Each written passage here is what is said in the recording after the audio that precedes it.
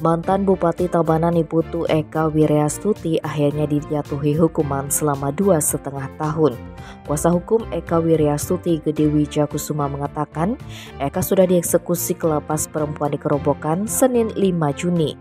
Sedangkan Warse Teibuana sebagai anggota tim kuasa hukum Eka Wiryastuti menambahkan dengan turunnya putusan kasasi dari MA berarti putusan untuk kliennya telah berkekuatan hukum tetap.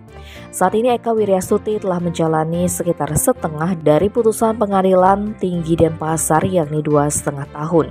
Diperkirakan 5 atau 6 bulan sudah bebas. Pengacara senior ini menegaskan dalam perkara Eka Wiryastuti tidak mengakibatkan kerugian negara. Uang suap yang diberikan kepada pegawai Kemenkeu bukan berasal dari uang negara.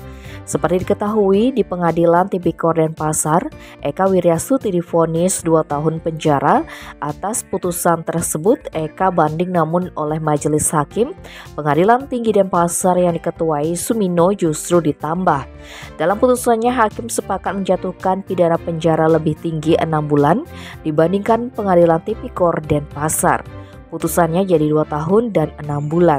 Hakim dalam pertimbangan lainnya tetap menguatkan putusan tingkat pertama dan tidak ada pencabutan hak politik.